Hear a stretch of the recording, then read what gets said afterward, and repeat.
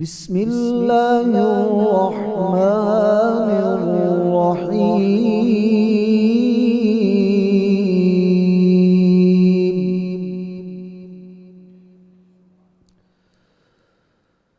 أقم الصلاة لدلوك الشمس إلى غسق الليل وقرآن الفجر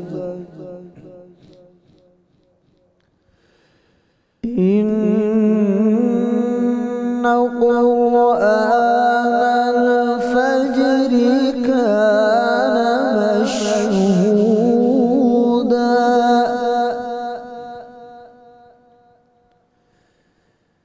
إن قرآن الفجر كان مشهودا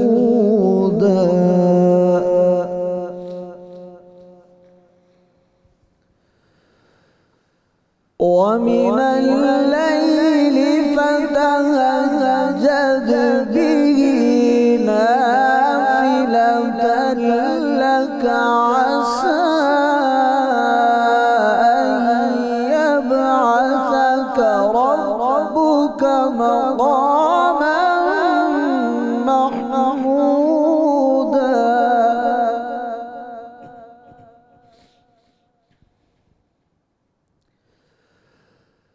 ومن الليل فتهجد به نافلة لك عسى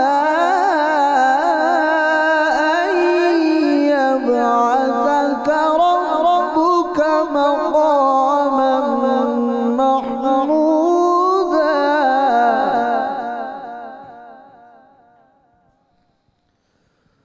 وقل رب أدخلني مدخل صدق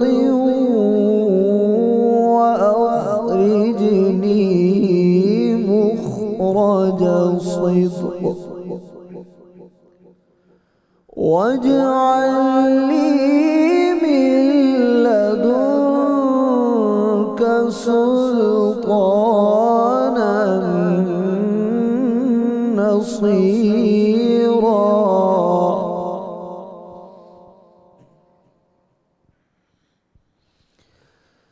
وقل جاء الحق وزهق الباطل إن الباطل كان زهوقا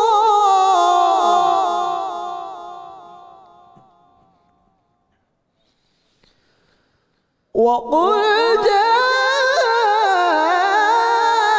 الحق وزهق الباطل إن الباطل كان زهوقا وقل جاء الحق وزهق الباطل إن الباطل كان زهوقا صدق الله العلي العظيم ماشاءاللہ ماشاءاللہ جناب قاری حامد رضا سعیدی صاحب، آپ کا بہت شکریہ. آپ نے تلاوت کلام پاک سے ہمارے قلب و روح کو منور کیا اور ہماری نشریات کا آغاز کیا. بسم اللہ الرحمن الرحیم. السلام علیکم ناظرین. رحمت رمضان کی سحر ٹرانسمیشن میں آپ کا میزبان طاہر حمید تنولی آپ کی خدمت میں حاضر ہے. ناظرین، آج کی سحر ٹرانسمیشن کا ہمارا موضوع ہوگا نوافل، تہجد اور تراویح. یہ مبارک مہینہ جن رحمتوں، برکتوں اور اللہ رب العزت کی نوازشات کے ساتھ ہمارے پاس آتا ہے، اللہ رب العزت نے اپنے حبیب کریم حضور اکرم صلی اللہ علیہ وآلہ وسلم کے ذریعے سے ہمیں ان رحمتوں اور برکتوں کو سمیٹنے کے اتنے وسیلے عطا کیے ہیں کہ اگر ہم ان وسائل کو، ان طریقوں کو اور ان راستوں کو اختیار کر لیں تو یہ ممکن ہو جاتا ہے اور کوئی مشکل نہیں رہتا کہ رمضان کے آغاز سے ہم جس شخصیت کے ساتھ اس مبارک مہینے میں داخل ہوتے ہیں، جب رمضان کے آخری دن ہوں تو ہماری شخصیت بالکل بدل چکی ہو اور اس میں ایک کایا کلپ ہو چکی ہو۔ ان طریقوں میں سے، ان وسیلوں میں سے اور ان راستوں میں سے جو شریعت نے، آقائے دو جہاں حضور اکرم صلی اللہ علیہ وسلم نے ہمیں عطا کیے ہیں، ان میں ایک راستہ نوافل کا راستہ بھی ہے۔ نوافل وہ سیڑھیاں ہیں جن پہ چڑھ کے ناظرین ہم قرب حق کو پا سکتے ہیں، اپنے اور اپنے خالق کے درمیان موجود فاصلوں کو سمیٹ سکتے ہیں، بعد کو اللہ کی بارگاہ کی حضوری میں تبدیل کر سکتے ہیں۔ اسی لیے حدیث قرب نوافل میں حضور اکرم صلی اللہ علیہ وسلم نے، ہمارے آقا نے جو ہمیں بشارتیں دی ہیں، جو بتایا ہے، اس کی جو تاثیر بتائی ہے وہ یہ ہے کہ بندہ فرض تو اس نے ادا کرنے ہی کرنے ہیں، کیونکہ بندگی کا تقاضا یہ ہے کہ ہم اللہ رب العزت کی بندگی کا اعتراف اور اظہار کرتے رہیں، ان احکام کی پابندی کر کے جن کا اللہ نے ہمیں حکم دیا ہے۔ لیکن اس سے اگلا مرحلہ وہ نوافل کا مرحلہ ہے، اللہ کے قرب کے راستے کو طے کرنے کے لیے۔ اور جب بندہ نوافل کے راستے پہ چل پڑتا ہے، نوافل کو اپنی زندگی کا طریق بنا لیتا ہے، تو اس کا نتیجہ کیا نکلتا ہے؟ اس کا نتیجہ یہ نکلتا ہے کہ ہوتے ہوتے اللہ کے قرب کے وہ احوال عطا ہوتے ہیں جب بندے کے ہاتھ، پاؤں، زبان، آنکھیں، حتیٰ کہ خیالات تک میں اللہ کا قرب سرایت کر جاتا ہے۔ ناظرین کرام، آج ہم نے اپنے اس پروگرام میں اہل علم سے، سکالر سے جو تشریف فرما ہے ہمارے ساتھ، ان سے گفتگو کر کے اس نقطے کو سمجھنا ہے کہ اس مبارک مہینے کے اندر نوافل کے ذریعے سے، اور نوافل کی جو بھی صورتیں ہیں، اعلیٰ ترین صورت جیسے ابھی ہم نے تلاوت کلام پاک میں سنا، تہجد ہے کہ یہ وہ وقت ہے، مبارک وقت ہے، آہ سحرگاہی کا وقت، اپنے آپ کو، اپنی خلوتوں کو اللہ کے انوار سے منور کرنے کا وقت۔ تہجد کے ذریعے سے قرآن مجید کی تلاوت اور قرآن مجید کو سننے اور تراویح کے ذریعے سے ہم نے اس نوافل کے طریق کو کس طرح سے اختیار کرنا ہے کہ ہمارا اگلا ہر لمحہ پچھلے لمحے سے بہتر ہوتا چلا جائے۔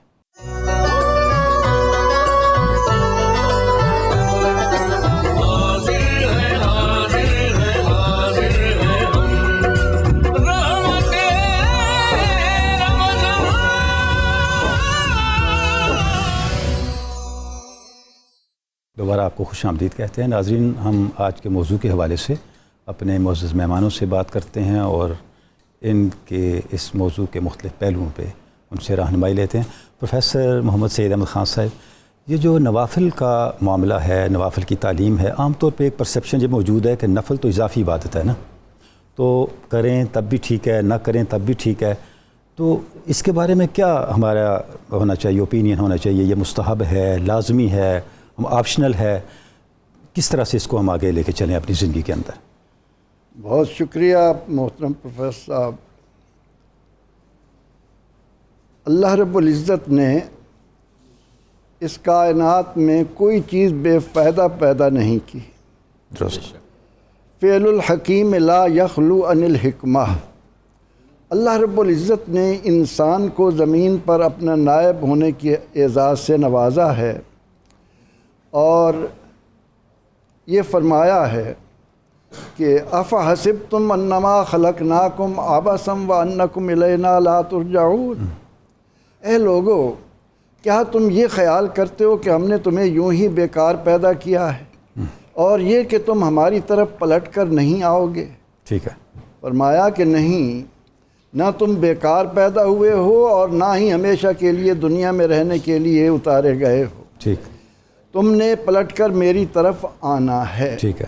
اب میں نے تمہیں کس لیے پیدا کیا؟ فرمایا وما خلقت الجن والانس الا لیعبدون۔ عبادت کے لیے ہم نے جن اور انس کو محض اس لیے بنایا ہے کہ وہ میرے ساتھ اپنے تعلق کو مضبوط بنا، ٹھیک ہے، میری رضا کے متوالے بنے، اور یہ بات ذہن میں رکھیں کہ رضوان من اللہ اکبر، اللہ کی رضا سب سے بڑا انعام ہے ان کے لیے، اور اس رضا کو پانے کے لیے پہچان کیا ہے؟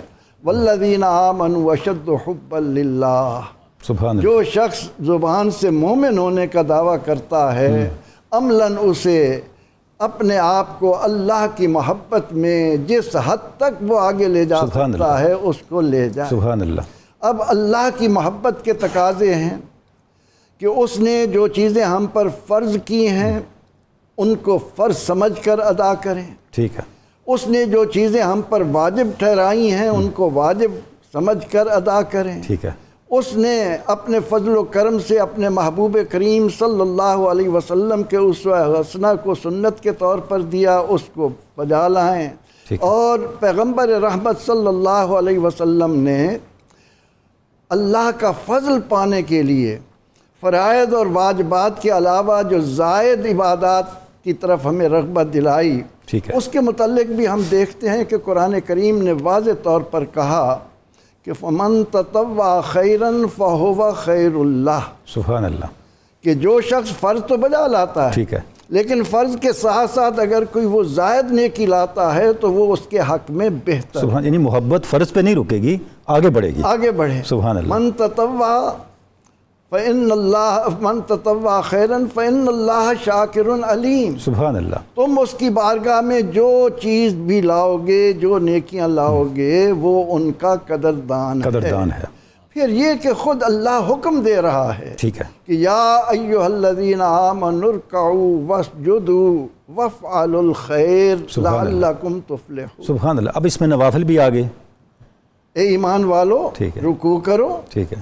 سجدے بجا لاؤ، وافعلوا الخیر، اور بھلائی کے جتنے کام ہو سکتے ہیں وہ کرو۔ خیر پر الف لام لا کر اس کو اتنا وسیع کیا سبحان کہ ہم کسی طرح اس کو محدود نہیں کر سکتے، کوئی خیر اس سے ایک نکلی چیز نہیں، خیر ہے اس کو کیوں نہ ادا کریں۔ سبحان اللہ۔ تو اب پروردگار عالمین نے جب یہ ہمارے لیے راستے بتا دیے کہ تم میرا قرب پانے کے لیے جو جو نیکیاں کرو گے وہ ان کی قدر ہوگی، وہ زائد بیکار نہیں جائیں گی۔ ٹھیک ہے۔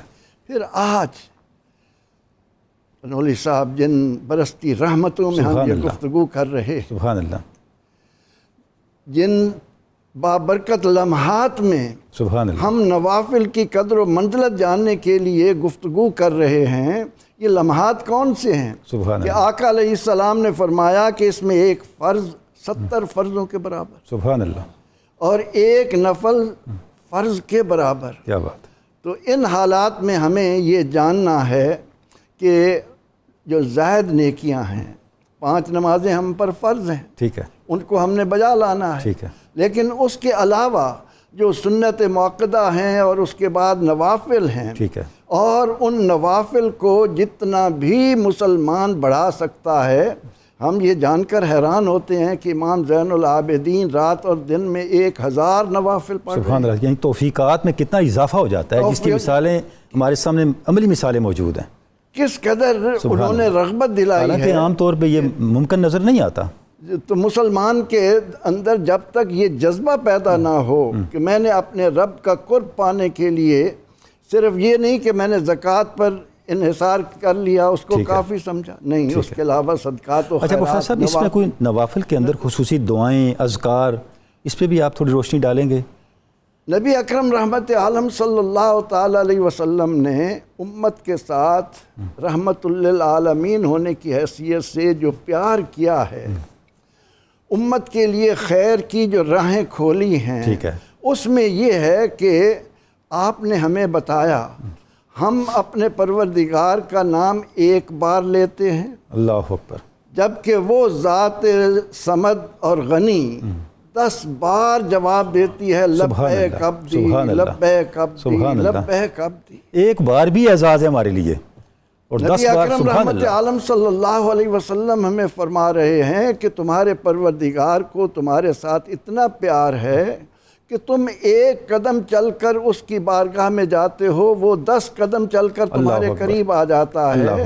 اور پھر دعا کے ضمن میں جب رب تعالیٰ نے یہ کھلا میدان ہمارے سامنے رکھا ہو کہ اجیب دعوت الداع اذا دعان، سبحان اللہ، اور پھر رسول اکرم رحمت عالم صلی اللہ علیہ وسلم نے نماز کو دین کا مغز قرار دیا ہو، اللہ اکبر، دعا کو مومن کا ہتھیار قرار دیا اللہ ہو، اکبر، دعا کو عبادت قرار دیا ہو، دعا کو یہ اہمیت دی ہو کہ ان اللہ لا یغیر بقوم حتی یغیروا بانفسہم بھی ہے، اور دعا کے لیے کہ دعا تقدیر کو بدل دیتی سبحان ہے۔ اللہ، اتنی بڑی طاقت ہے۔ تو نبی اکرم رحمت عالم صلی اللہ علیہ وسلم تو جتنا دیر اللہ کی عبادت میں صرف کرتے اتنا عرصہ اللہ سے مانگنے میں، سبحان اللہ، تو ہمارے لیے سبحان ان اللہ، بابرکت لمحات میں غنیمت موقع ہے اللہ کہ ہم اکبر، نوافل بھی ادا کریں اور اپنے رب کے حضور سبحان دعائیں اللہ، بھی جس سبحان قدر اللہ، مانگ سبحان سکتے اللہ۔ ہیں۔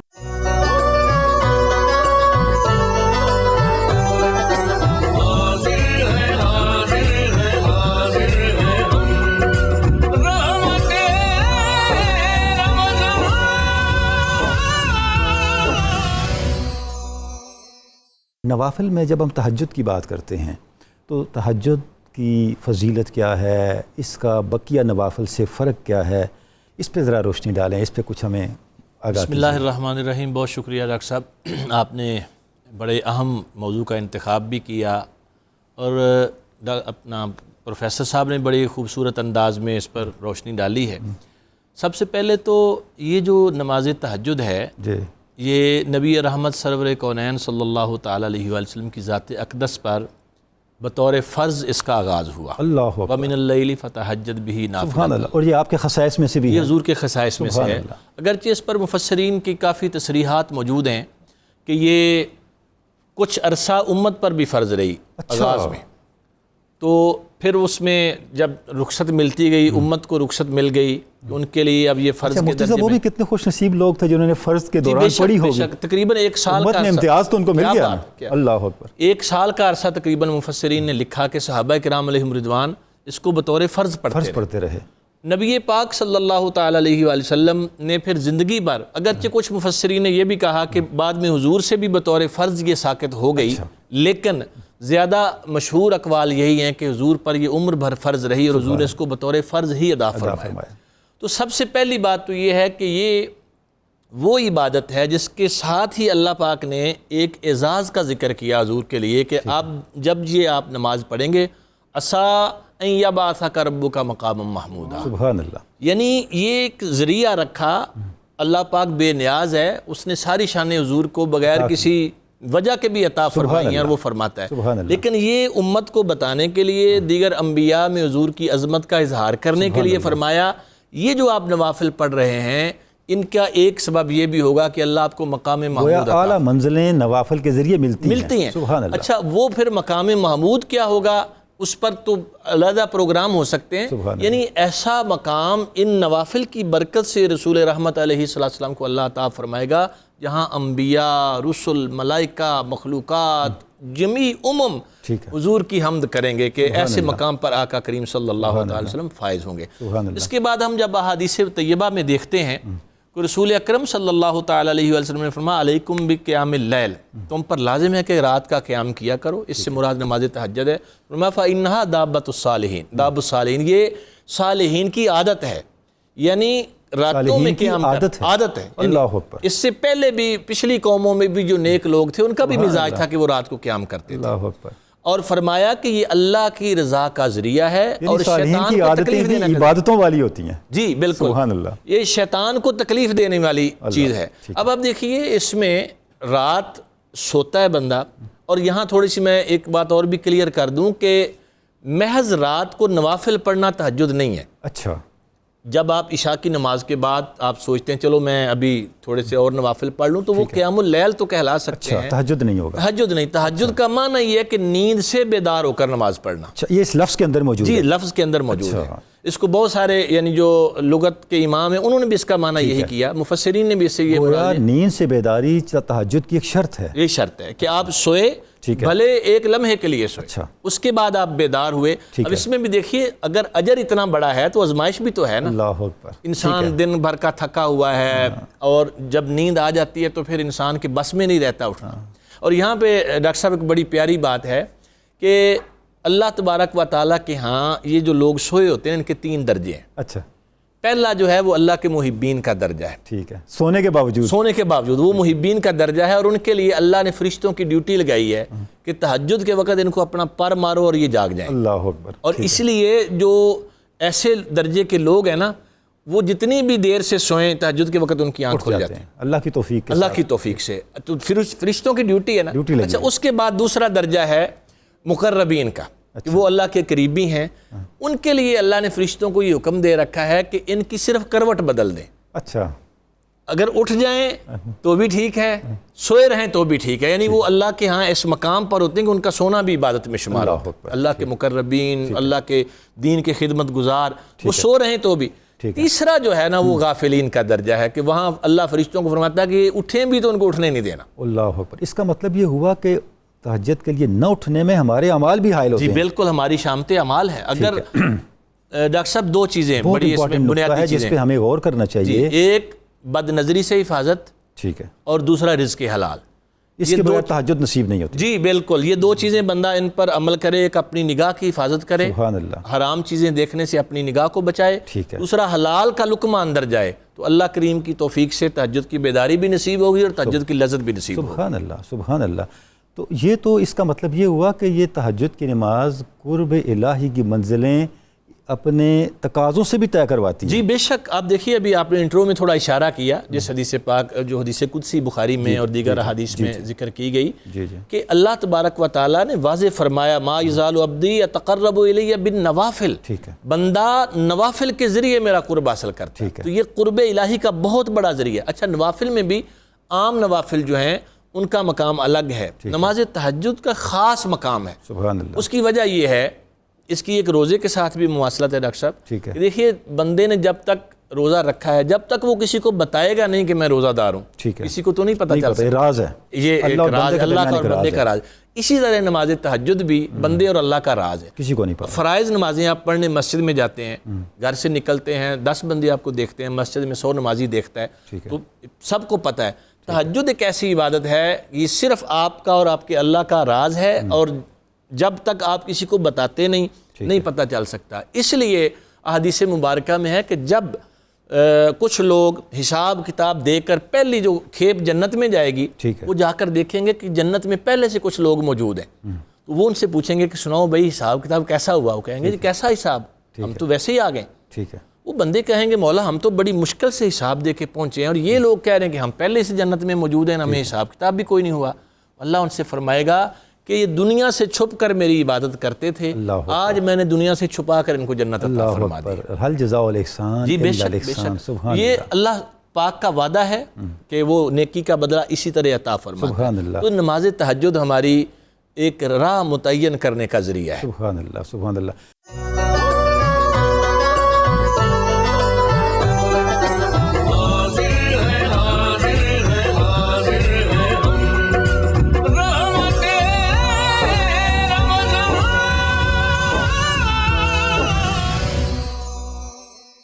جناب علامہ اشفاق مدنی صاحب، تہجد کے حوالے سے یہ بھی ایک ذہن میں کنفیوژن ہوتی ہے کہ اس کا وقت کون سا. بھی مفتی صاحب نے ارشاد فرمایا کہ سونا ضروری ہے، تو کیا اس کا خاص وقت ہے یا جب عشاء کے بعد سو گئے بیدار ہو گئے تو اس کا وقت شروع ہے؟ کیا فرماتے ہیں؟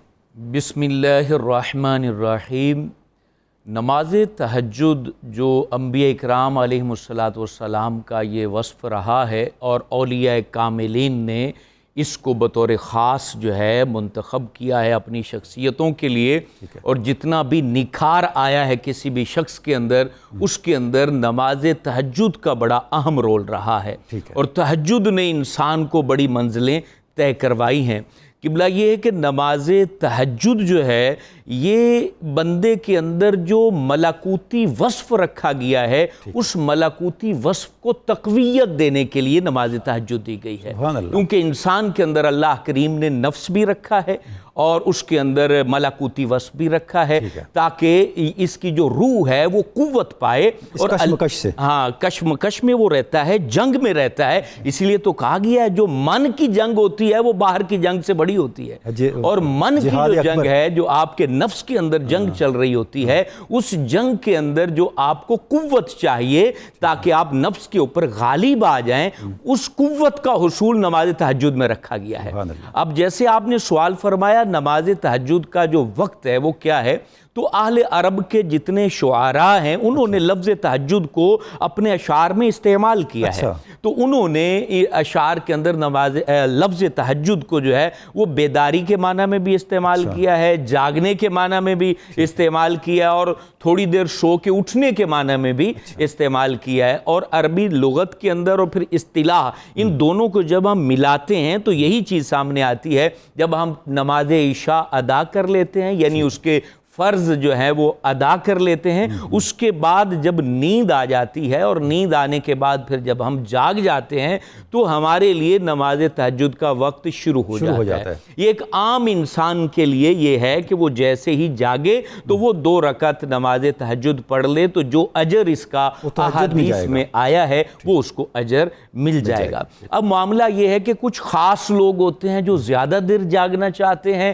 جنہوں نے قرب کی منزلیں طے کرنی ہوتی ہیں، جنہوں نے اللہ رب العالمین کے حضور سے مقام ولایت کو پا لیا ہوتا ہے یا اس کی جستجو میں ہوتے ہیں، جنہوں نے اپنی روح کو جو ہے وہ عالم بالا کی سیر کروانی ہوتی ہے، جنہوں نے اپنے باطن کے اندر نور کو جمع کرنا ہوتا ہے، جنہوں نے اپنے عقل و فکر و شعور و ادراک کو جو ہے وہ قوت دینی ہوتی ہے، ان کے لیے پھر صوفیہ اکرام نے بڑے خاص خاص اوقات بیان کیے ہیں۔ کہا کہ سب سے بہترین جو وقت ہے، یعنی کوئی بندہ زیادہ جاگنا چاہتا ہے اور اس نے یہ ارادہ کر لیا کہ وہ 1/3 جو ہے وہ رات اللہ کے حضور سجدوں میں گزارنا چاہتا ہے، قیام میں گزارنا چاہتا ہے، تو فرمایا اس کا بہترین طریقہ ہے کہ نماز عشاء کے فوراً بعد وہ 1/3 سو جائے، 1/3 نیند کرے، آرام کرے، ہاں جی، رات کا 1/3 جو ہے وہ نیند کر لے، اس کے بعد جاگ جائے، اور 1/3 پھر وہ عبادت کرے، اور اس کے بعد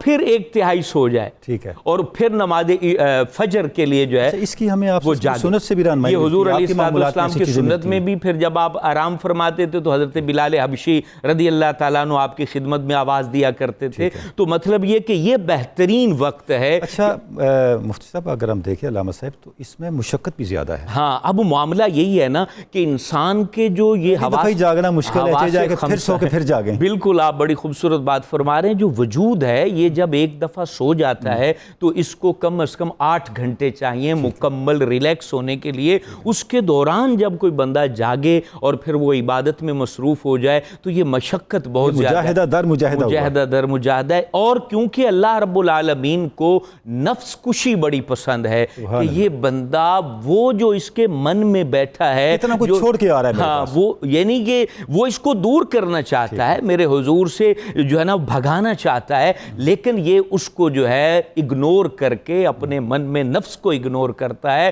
اور اپنی روح کی بات سنتا ہے۔ یعنی 2 چیزیں ہیں نا کہ وجود تقویت پا رہا ہے نیند کے ذریعے سے، روح تقویت پا رہی ہے سجدوں کے ذریعے سے، نیند کو چھوڑنے کے ذریعے سے۔ وہ اپنی جو ہے نا وہ نیند قربان کرتا ہے اور وہ جاگتا ہے۔ اب یہاں پھر دوسرا جو اوقات ہے مقربین کے لیے، وہ لوگ جو بلند رتبہ ہیں، کہ اگر وہ آدھی رات جاگنا چاہتے ہیں، آدھی رات سونا چاہتے ہیں، تو ان کے لیے فرمایا گیا بہترین وقت یہ کہ پہلی جو آدھی رات ہے نماز عشاء کے بعد اس کو وہ آرام کریں، اور اس کے بعد جو دوسری آدھی رات ہے اس میں وہ جاگ جائیں۔ اور پھر احادیث کے اندر اور صوفیہ کرام کی جو اقوال ہیں اس کے اندر جو جسے ہم پنجابی میں کہتے ہیں پچھلی رات جو ہوتی ہے وہ اللہ رب العالمین کی جانب سے بڑے انعامات کی رات ہوتی ہے، وہ جسے میاں محمد بخش نے بھی ذکر فرمایا کہ پچھلی راتیں رحمت رب دی دیوے بلند آوازاں، رحمت منگن والیاں تائیں کھلا ہی دروازہ۔ اور ویسے بھی حدیث کے اندر بھی یہ بات ہے کہ عشاء کے بعد جب کچھ وقت گزرتا ہے تو اللہ کے فرشتے صدا دیتے ہیں، جاگ جاؤ اللہ کی رحمتیں پالو، کہتے ہیں۔ اس کے بعد پھر جب وقت گزر جاتا ہے پھر آواز دیتے ہیں، اور یہ سلسلہ نماز عشاء تک جاری رہتا ہے۔ اور فرمایا بطور خاص جب پچھلی رات جو ہے لوگ اٹھتے ہیں، وضو کرتے ہیں اور اللہ کے حضور جھکتے ہیں، اس وقت اللہ رب العالمین آسمان دنیا پر خود صدا دیتا ہے، ہے کوئی مانگنے والا اس کی جھولی بھر دی جائے، ہے کوئی فرشتے نہیں، اللہ رب اللہ کی العالمین شان کے مطابق نزول جلال فرماتا ہے اور خود ارشاد فرماتا ہے کوئی اجڑا ہوا جس کو آباد کر دیا جائے، ہے کوئی مشکل کے اندر پھنسا ہوا اس کی مشکل جو ہے وہ دور کر دی جائے، ہے کوئی ایسا شخص جس کو سہارے کی تلاش ہے اس کو سہارا دے دیا جائے، ہے وہ شخص جو درماندہ ہو چکا ہے جس پہ دروازے بند کر دیے گئے ہیں، ذلت نے جس کو جو ہے نا وہ پکڑ لیا ہے اور وہ عزت کا متلاشی ہے، رزق کا متلاشی ہے، شفا کا متلاشی ہے، خیر و برکت کا متلاشی ہے، کہاں ہیں وہ لوگ؟ یہ اللہ رب العالمین، وہ اللہ کہ اللہ لا الہ الا هو الحی القیوم لا تاخذہ سنۃ ولا نوم، وہ اللہ جو حی و قیوم ہے، وہ اللہ جو سمیع و علیم ہے، وہ اللہ جو ذو الجلال والاکرام ہے، وہ اللہ جو حنان و منان ہے، جو دیان و سبحان ہے، جس کے خزانے خالی نہ ہونے والے ہیں نہ کبھی ہوں گے، وہ اللہ اس پہر میں بندے کو صدا دیتا ہے کہ آ جاؤ مانگ لو تمہیں بہت عطا کیا جائے گا۔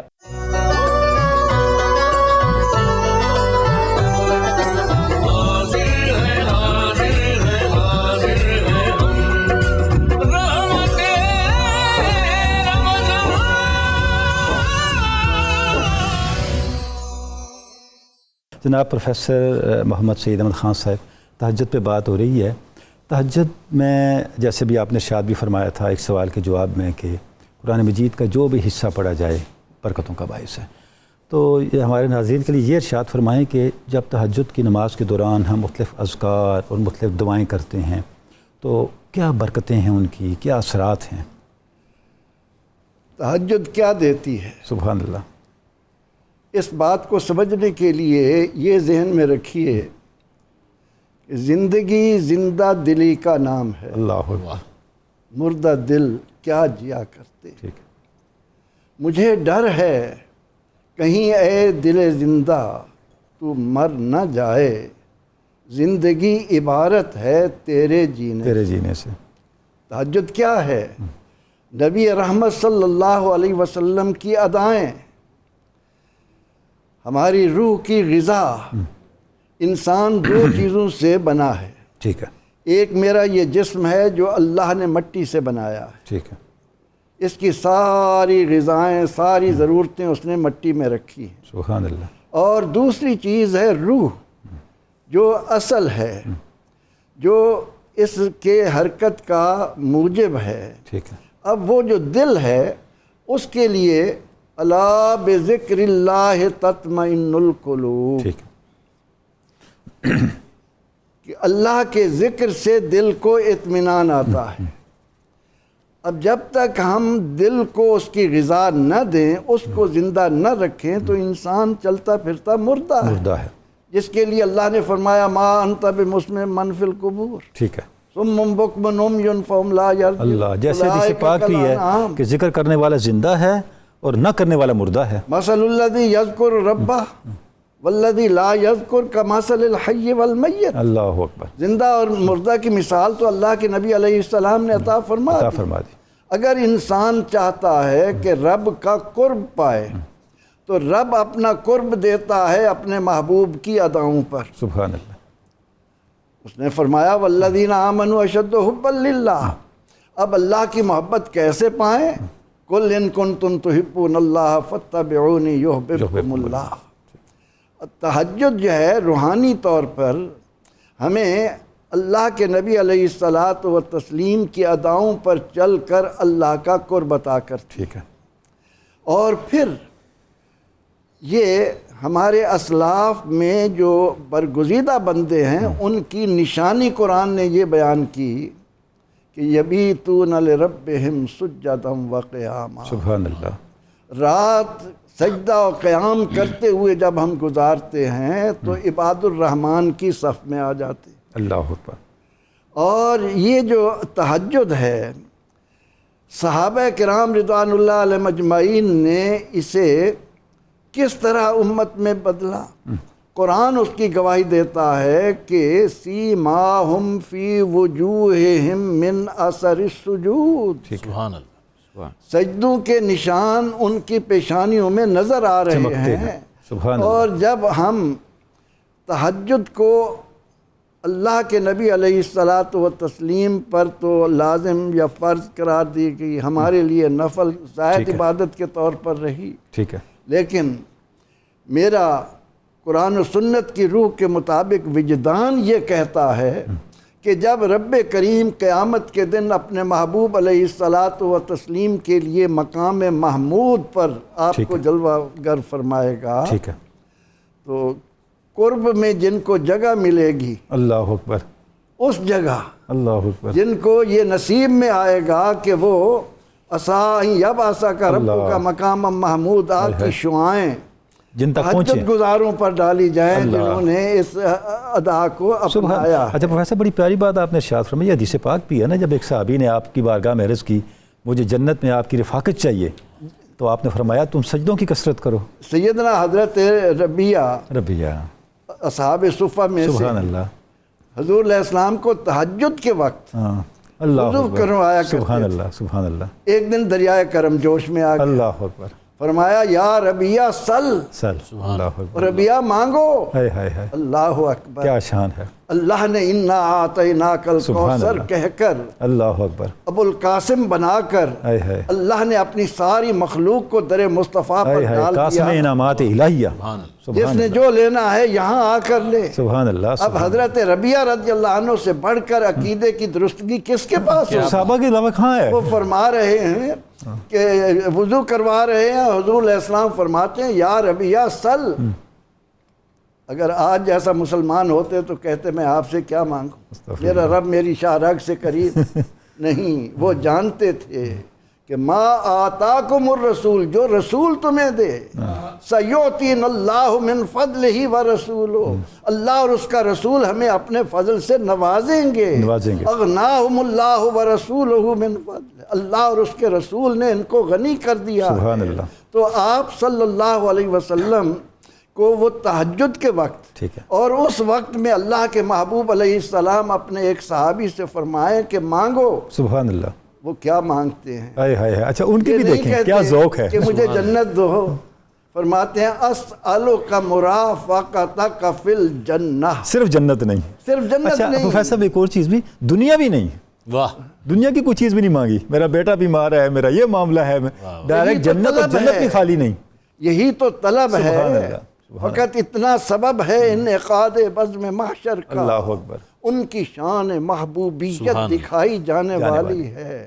وہاں تو جو منظر تہجد گزاروں کو ملیں گے اس کو دیکھ کر قرآن کہتا ہے یوم یعض الظالم علی یدیہ ویقول یا لیتنی اتخذت مع الرسول سبیلا، اللہ اکبر، کاش میں نے آقا کی ادائیں اپنائی ہوتی تو آج مجھے بھی آپ کے قرب میں جگہ ملتی۔ تو وہ کہتے ہیں یا رسول اللہ اسألک مرافقتک فی الجنہ، جنت دیجئے، جنت میں اپنا ساتھ بھی دیجئے۔ فرمایا اور مانگ۔ اللہ اکبر، حدیث پاک کے ان الفاظ میں جو صاحب ایمان غور کرے گا اس کو ایمانی حلاوتیں، لذتیں، کیا شیرینی نصیب ہوگی۔ حضور کی عطاؤں کی وسعتیں کتنی جی ہاں، حضور علیہ السلام عرض کی یا رسول اللہ اتنا ہی کافی ہے، جنت میں اپنا ساتھ عطا کر دیجئے، وہاں جنت میں اپنا ساتھ ملتا۔ سبحان اللہ، سبحان اللہ، فرمایا ربیہ پھر سجدوں سے معاونت بھی کرتا رہے، سجدوں کو بھی لا، سجدے کر۔ تو تہجد جو ہے وہ انسان کو صرف چہرے کا حسن نہیں دیتی، سبحان اللہ، اس کو دل کا قرار دیتی ہے، اور جس کو دنیا میں دل کا قرار مل گیا اس جیسا غنی دنیا میں۔ اللہ اکبر۔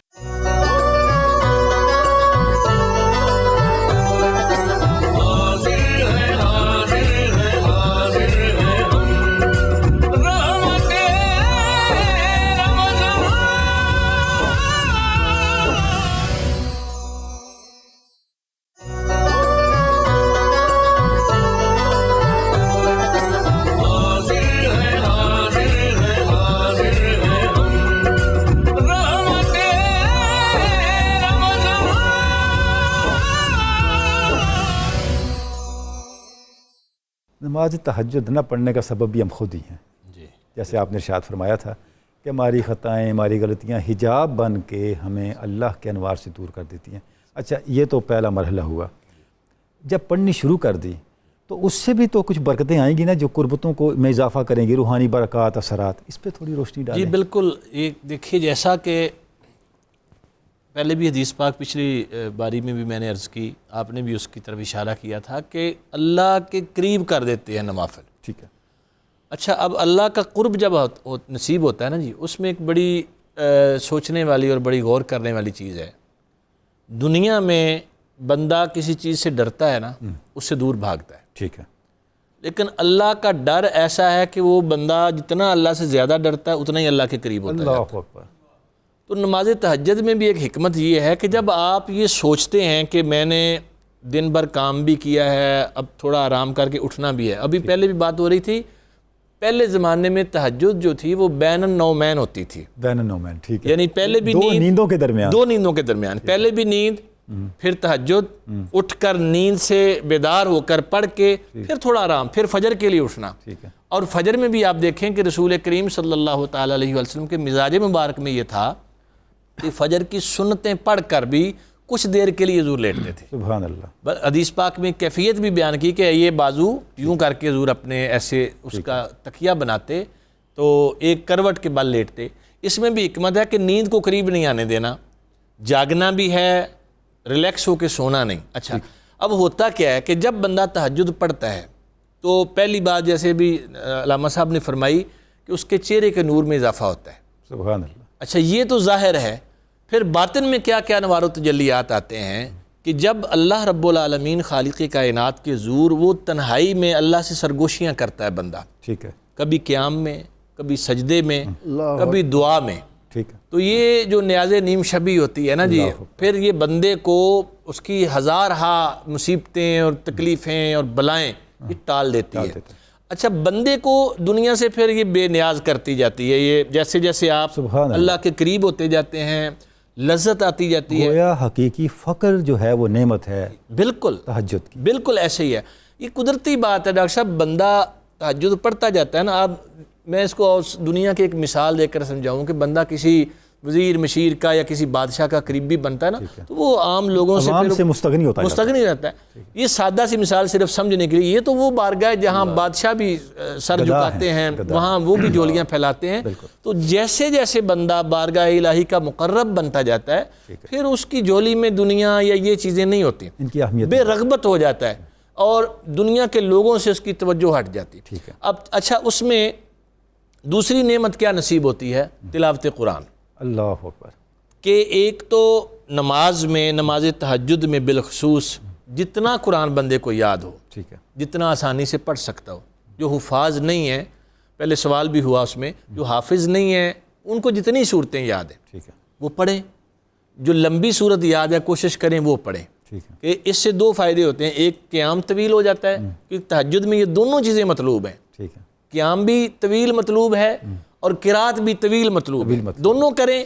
اس کے بعد پھر سجود ہیں، اور جیسے جیسے بندہ اس مرحلے سے گزرتا جاتا ہے، سجدے میں جاتا ہے، پھر وہ اللہ کا اس قرب کے مقام پر پہنچ جاتا ہے کہ وہ دل میں سوچتا ہے، زبان سے کہنے کی ضرورت پیش نہیں آتی، دل میں سوچتا ہے تو اللہ تبارک و تعالیٰ اس کو عطا فرماتا ہے۔ اس مالک کے وعدے ہیں نا جی، کہ جب بندہ ہو ہی اس کا جاتا ہے، اللہ تبارک و تعالیٰ بھی تو دیکھ رہا ہے میرا بندہ دن بھر مشقت کرتا ہے، مزدوری کرتا ہے، اب میں نے اس پر نیند ڈالی ہے، اس نیند کو چھوڑ کر، سارے کام چھوڑ کر، اپنے مشاغل چھوڑ کر میرے حضور آیا، سردیوں میں ٹھنڈے پانی سے وضو کیا ہے، گرمیوں میں چھوٹی سی رات میں بھی اٹھا ہے، اب میری بارگاہ میں آ کر سجدہ کر رہا ہے، تو وہ مالک تو اتنا کریم ہے کہ وہ بن مانگے عطا فرماتا ہے۔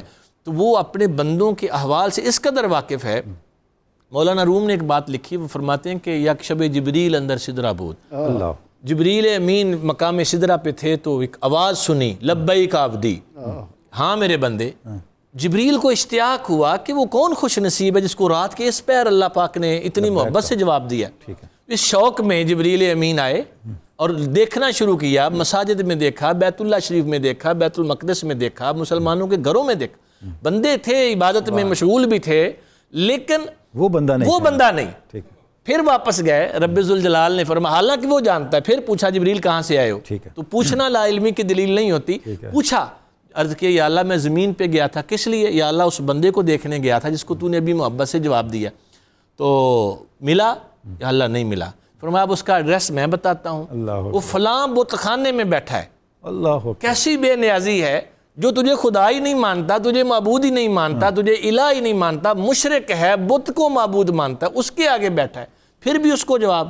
فرمایا بات یہ ہے کہ وہ مشرک ہے، بت پرست ہے، بت کے آگے جب شام ڈھلی جب سے بیٹھا ہے اور کہہ رہا ہے یا صنمی یا صنمی، اے میرے پتھر کے خدا، اے میرے بت میری سن لے سن لے۔ آدھی رات ہو گئی، اب اس پر نیند کا غلبہ شروع ہوا۔ تو جب نیند آتی ہے نا تو بندے کی زبان سے الفاظ لڑکھڑاتے ہیں، اعصاب کمزور ہو جاتے ہیں۔ تو اب اس نے یا صنمی کہتے کہتے اس کی زبان لڑکھڑائی، ایک مرتبہ اس کے منہ سے یا صنمی کی بجائے یا سمندی نکل گیا۔ اللہ، کیا بات!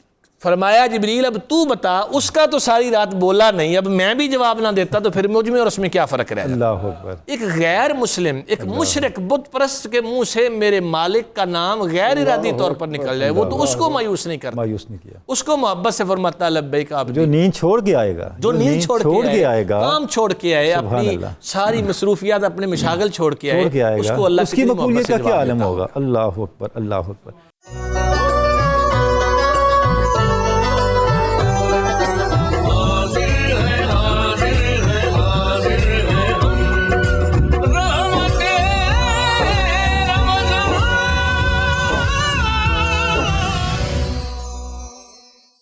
پروفیسر صاحب، ابھی تک ہم نے تو نوافل پہ بات کی ہے، اب تھوڑی تراویح پہ بات کر لیتے ہیں، تاکہ چونکہ قرآن مجید سننے کا جو ایک بڑا ذریعہ ہے وہ تراویح بھی ہے، تو اس بارے میں ارشاد فرمائے تراویح کی اہمیت کیا ہے، اس کی فضیلت کیا ہے؟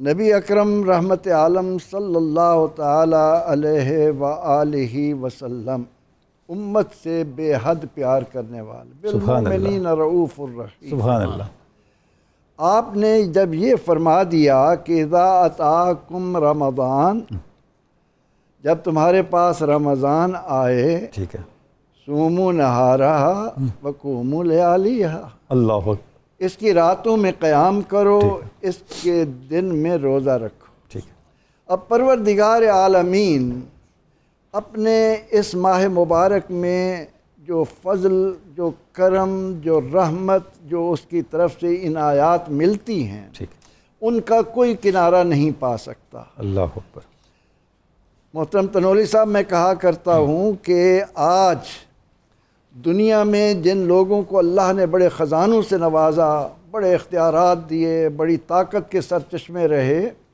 ان کو اگر تھوڑی دیر کے لیے زندہ کر کے ان سے تمنا پوچھی جائے نا تو وہ کہیں گے کہ کاش ہمیں ایک دن رمضان کا مل جائے۔ اللہ اکبر، یعنی اس کی قیمت کا اندازہ وہاں جا کے ہوگا، وہاں جا کر ہوتا ہے۔ سبحان اللہ۔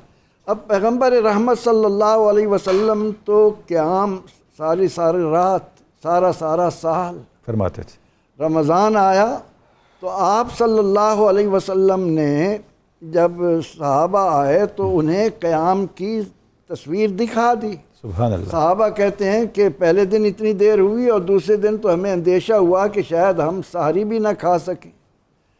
یہ ہے تراویح کے ساتھ، رات کے قیام کے ساتھ محبت۔ ٹھیک، لیکن وہ قیام تھا، جی جی، تراویح یہ سیدنا فاروق اعظم رضی اللہ عنہ اولی الامر، علی مرتضیٰ رضی اللہ عنہ اولی الامر، عثمان غنی رضی اللہ عنہ اولی الامر، جی، یہ اولی الامر ہیں، اور ان کے بارے میں اللہ یہ حکم دے رہا ہے کہ اطیعوا اللہ و اطیعوا الرسول و اولی الامر منکم، ٹھیک، اطاعت کرو اللہ کی، اس کے رسول کی اور اولی الامر کی۔ ٹھیک ہے، اور نبی رحمت صلی اللہ علیہ وسلم نے یہ بات ہمارے سامنے اس طرح رکھی کہ علیکم بسنتی و سنت الخلفاء الراشدین المہدیین، جی، تم پر لازم ہے میرا طریقہ اور خلفاء راشدین مہدیین کا طریقہ۔ ٹھیک ہے، تو اب صحابہ کرام رضوان اللہ علیہ مجمعین نے، جیسا کہ ہم پہلے بھی اس ایک پروگرام میں عرض کر چکے کہ مشیر ہیں علی مرتضیٰ، ٹھیک ہے، قوت نافذہ ہیں فاروق اعظم، ٹھیک ہے، اس پر عمل کرنے والے ہیں عثمان ذو النورین، ٹھیک ہے، اور جم غفیر ہے صحابہ ابی کرام ابن کا۔ کعب، زید ابن ثابت، عبد الرحمن بن عوف، ٹھیک ہے۔ سعد بن ابی وقاص، کیا کیا نام ہستیاں ہیں، سبحان اللہ۔ ان لوگوں نے یہ تراویح امت کو اجتماعی طور پر دے دی۔ ٹھیک ہے۔ اب ایک تو یہ ہے کہ اللہ کی عبادت ہے، اور اللہ کی عبادت اس مہینے میں جو اجر و ثواب لاتی ہے، من صام رمضان ثوابا و احتسابا غفر له ما تقدم من ذنبه۔ ٹھیک ہے۔ تراویح کا سب سے بڑا تو یہ ہے کہ اجتماعی انداز میں ہم نے اللہ کے حضور دعا مانگی، جی جی، اور اللہ تعالیٰ نے اس ماہ مبارکہ کی بدولت ہمارے پچھلے سارے گناہ معاف۔ فرما دی۔ تراویح کی ایک برکت تو ہمیں یہ مل گئی۔ ٹھیک ہے۔ پھر یہ کہ یہ تراویح مسلمان کو قرآن سے جوڑتی ہے۔ ٹھیک ہے۔ امت مسلمہ کے علماء کی ذمہ داری تھی کہ اطلب العلم، یہ طلب العلم فریضۃ علی کل مسلم، ٹھیک ہے۔ اللہ کے اس فرمان کی روشنی میں علماء پر لازم تھا کہ ایک ایک کو قرآن سمجھائیں، ٹھیک، کوئی محروم نہ ہو۔ اور پھر یہ کہ اس ماہ مبارکہ میں تراویح کی شکل میں ہم قرآن سے جڑ جاتے ہیں۔ ٹھیک ہے۔ اور اگر آج ہمیں سوجھ بوجھ ہو اور ہم اس انداز میں قرآن کریم کے ساتھ جڑ جائیں تو ہماری معاشرت، ہماری معیشت، ہمارا اخلاق، ہماری ثقافت، ہمارا تمدن عروج پر جائے، ہر ایک چیز کی اصلاح ہو جائے، ہر ایک چیز کی اصلاح ہو جائے، کیونکہ ہم قرآن کو ایک تو دن کو روزہ اور رات کے قیام میں جس توجہ سے ہم نے قرآن کریم کو سننا ہے، یہ تو ہماری بد نصیبی ہے کہ ہم کہتے ہیں کہ ایسا امام ہو جو فٹافٹ مرغے کی طرح ہمیں ٹھوکریں جونجے مارنے بڑی اچھی مثال دی آپ اور نے۔ ہم فارغ ہو کر چلے جائیں۔ لیکن صحابہ کرام رضوان اللہ علیہ مجمعین اس طرح تراویح ادا نہیں کرتے تھے، بلکہ تراویح کا ہم بہت اس پر بات کر چکے۔ ایک مفہوم یہ بھی ہے کہ جتنی دیر ہم نے 4 رکعت پڑھنے میں لگائی ہے، اتنی دیر آرام کر کے اس کو سوچیں، اس میں غور و فکر کریں، آرام کریں، تاکہ قرآن کریم کے ساتھ تراویح جو ہے ہمیں جوڑ دے۔ تراویح کا ایک مطلب یہ بھی ہے کہ آپ کچھ دیر رک کے جی، آرام، راحت کی وجہ سے تراویح کو 4 ترویحیں جو آتے ہیں، 5 دفعہ ہم کرتے ہیں، تو اللہ تعالیٰ نے اسے ہمارے گناہوں کا ایک سبب بنایا ہے، ہمارے روح کی غذا ہمیں ملتی ہے، قرآن کریم کے ساتھ ہمارا تعلق جڑتا ہے، اور پھر یہ کہ رات کا قیام، ٹھیک ہے، امن ہو وقانت آناء اللیل، وہ جو برکتیں رات کے قیام کے مسلمانوں کو نصیب ہوتی ہیں وہ اس تراویح کی بدولت آتی ہیں۔ پھر یہ کہ اجتماعی انداز میں جماعت پڑھنی چاہیے، ہم جب اکٹھے ہوتے ہیں، ایک دوسرے کے حالات سے آگاہی کر کے ہمیں معاشرت کے اندر بھی بے شمار خوبیوں کو پیدا کرنے کا موقع میسر آتا ہے۔ سبحان اللہ۔ اور اس کی رکعتوں کے حوالے سے بھی ارشاد فرما دیں جو ہم پڑھتے ہیں۔ تراویح کی رکعتوں کے اعتبار سے جمہور علماء، میں عرض کر چکا ہوں، تراویح یہ اللہ تعالیٰ کا حکم ہے کہ ہم 20 تراویح پڑھیں، یہ اللہ کا حکم ہے۔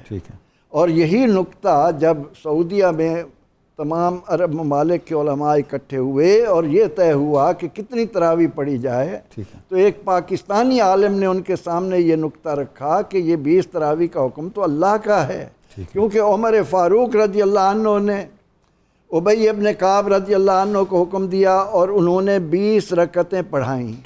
حضرت علی کرم اللہ وجہہ نے قاری بلائے رمضان شریف میں اور ان کو آپ نے حکم دیا کہ تم لوگوں کو 20 رکعتیں پڑھاؤ۔ اب نبی اکرم رحمت عالم صلی اللہ علیہ وسلم نے قیام کیا، صدیق اکبر رضی اللہ عنہ کے عہد میں قیام رہا، لیکن جب فاروق اعظم رضی اللہ عنہ کا دور آیا اور آپ نے علی مرتضیٰ رضی اللہ عنہ کے مشورے سے کہ الگ الگ پڑھ رہے ہیں، اور پھر جب گھر اللہ کے آباد ہوئے تو سیدنا علی مرتضیٰ رضی اللہ عنہ نے آ کر جب یہ منظر دیکھا تو فرمایا کہ عمر تو نے اللہ کے گھر روشن کیے ہیں، اللہ تیری قبر کو سبحان اللہ، سبحان اللہ، پروفیسر ماشاء اللہ۔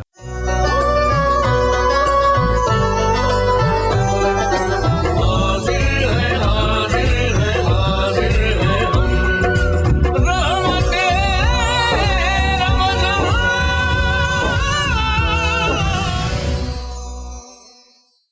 یہ جو تراویح کی نماز ہے، فرض ہے، سنت ہے، واجب ہے، کیا اس کا یعنی شرعی طور پہ کیا سٹیٹس ہے؟